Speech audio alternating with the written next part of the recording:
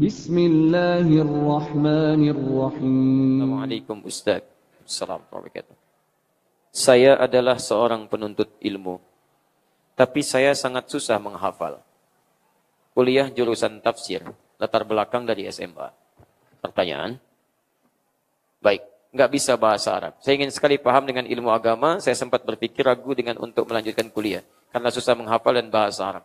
Mohon nasihat. Taib, lihat sini. Fokus ya.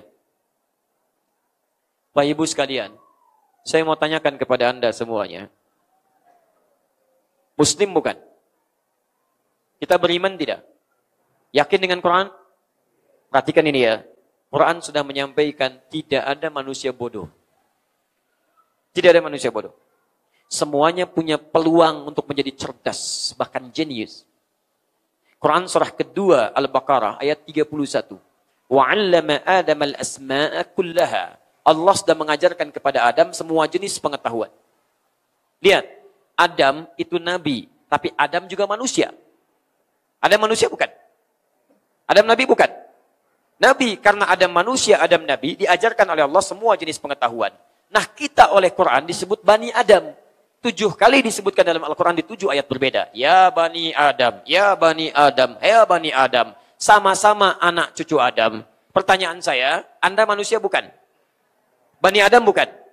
Manusia bukan? Adam manusia bukan? Berarti kita sama-sama manusia. Adam nabi bukan? Nabi. Anda nabi bukan? Barangkali ada yang nabi di sini, boleh angkat tangan? Tidak. Awas, hati-hati ya, tidak ada nabi setelah Nabi Muhammad. Hati-hati, tidak ada nabi baru. Di Jawa Barat hampir tiap bulan ada nabi baru. Mudah-mudahan di sini tidak. Lihat sini, lihat. Saya bikin persamaan. Adam. Di sini kita. Adam itu nabi, juga manusia. Kita manusia, bukan nabi, bukan nabi. Karena sama-sama manusia, masa potensi pengetahuan diberikan kepada kita.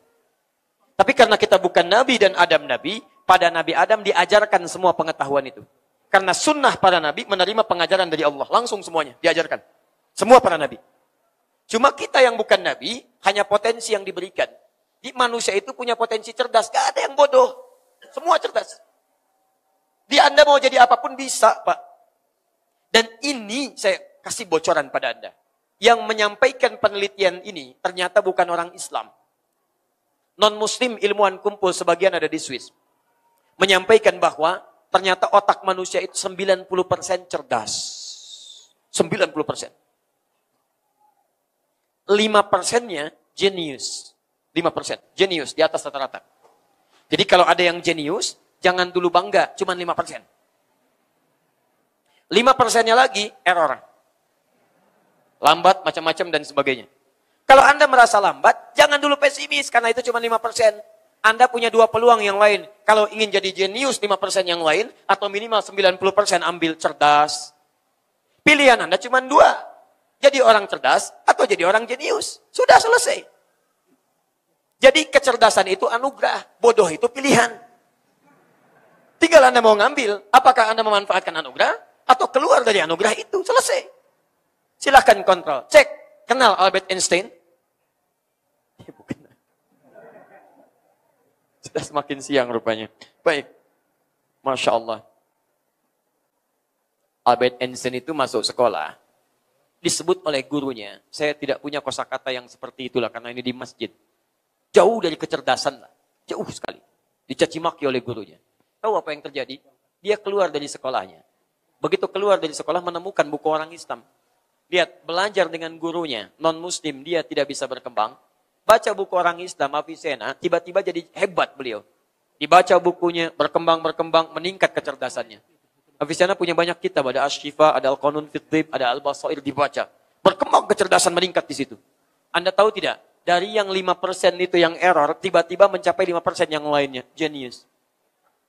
Ini cuma contoh, orang Islam lebih banyak daripada itu. Al-Ghazali, Al-Kindi, Al-Farabi, Al-Khawarizmi, Al-Battani, banyak. Imam Al-Ghazali itu ketika belajar, terlambat Pak. Susah nangkapnya. Susah. Dengan adiknya itu. Abu Hamid Al-Ghazali belajar dengan adiknya. Karena ayahnya meninggal, ibunya meninggal. Dititipkan di tempat yatim piatu. Ketika belajar, apa orientasinya Imam Al-Ghazali ketika belajar? Yang penting bisa makan aja dulu. Ketika yang penting bisa makan, ketika belajar, ilmu tidak berkembang lambat. Maka apa yang dikerjakan oleh beliau? Beliau mengerjakan satu amalan yang tiba-tiba dengan amalan itu terbuka kecerdasannya.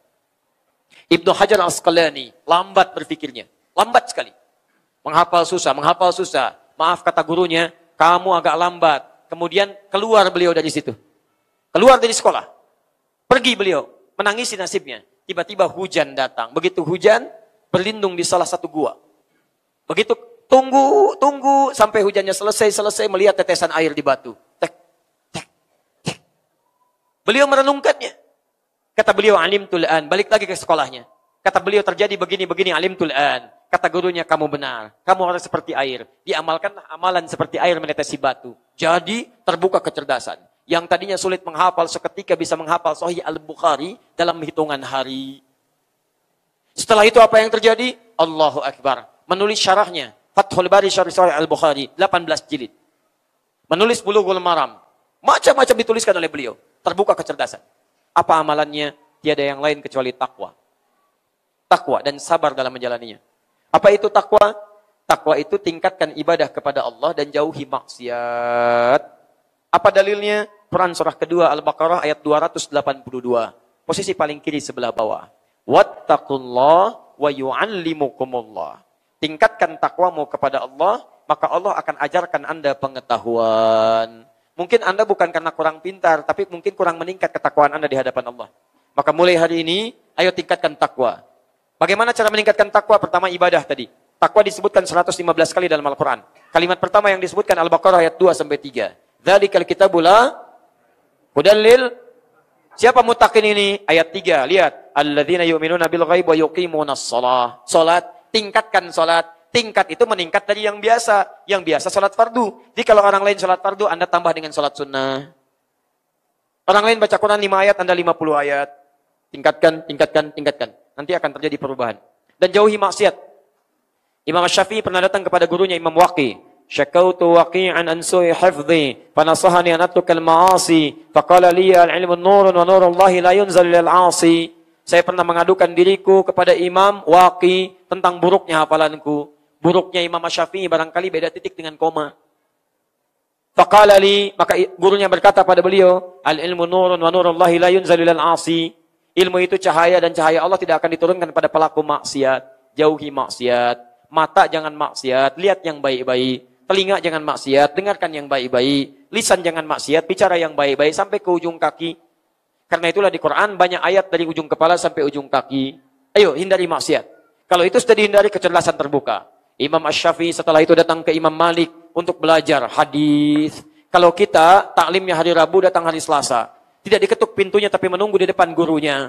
Besoknya hari Rabu, kata gurunya, lihat, iftahil bab. Allahumma sayyiban nafi'a. Allahumma sayyiban nafi'a. Itu doa turun hujan. Mudah-mudahan berkah insyaAllah.